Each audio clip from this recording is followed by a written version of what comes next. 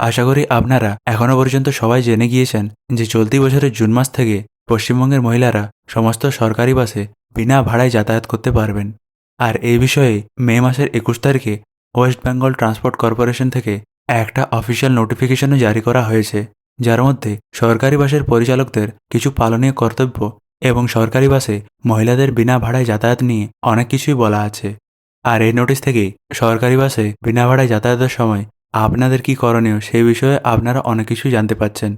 এই নোটিফিকেশনে বলা আছে যে 1 জুন থেকে সমস্ত সরকারি বাস যেমন সিএসটিসি, এসটিসি, সিটিসি এবং ডাব্লিউবিএসটিসি সমস্ত ধরনের এসি এবং নন এসি বাসে শহরতলি এবং দূরপাল্লায় মহিলাদের যাত্রীদের বিনা ভাড়ায় ভ্রমণ করার সুযোগ দিতে হবে এবং এই সুবিধা শুধুমাত্র পশ্চিমবঙ্গের মহিলাদেরই দেওয়া হবে।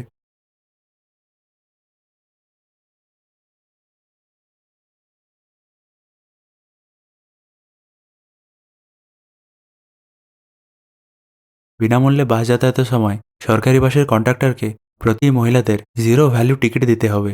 আর একটা জিনিস, যেটা হচ্ছে সরকারি বাসে যাতায়াতের সময় আপনাদের একটা পরিচয়পত্র দেখাতে হবে, যেমন ধরুন আধার কার্ড, ভোটার কার্ড, গ্রামীণ রোজগার guarantee card, Ayushman Bharat health card, driving licence, PAN card, Indian passport, ছবিসহ পেনশন নথি, অফিসের আইডি কার্ড, স্কুলের আইডি কার্ড, এই সমস্ত জিনিসের মধ্যে যে কোনো একটি দেখালেই হবে। আর এই 0 ভ্যালু টিকিট প্রতিটি মহিলাদের আলাদা করে দিতে হবে। কোনো রকম গ্রুপ টিকিট দেওয়া যাবে না। মানে টিকিটে আপনাদের যাতায়াতের সোর্স এবং ডেস্টিনেশন লেখা থাকবে এবং টিকিটের যে প্রাইসটা থাকবে সেটা থাকবে 0। আর এই নোটিশে আরেকটা জিনিস বলা আছে, এই প্রকল্পটি শুধুমাত্র সরকারি বাসের ক্ষেত্রেই প্রযোজ্য হবে, ট্রাম বা অন্য কোনো যানবাহনের ক্ষেত্রে প্রযোজ্য হবে না এবং সেখানে আপনাকে ভাড়া দিয়েই যাতায়াত করতে হবে। তাহলে এই আপডেটটি আপনার কেমন লাগলো আপনি সেটা কমেন্টসে জানান।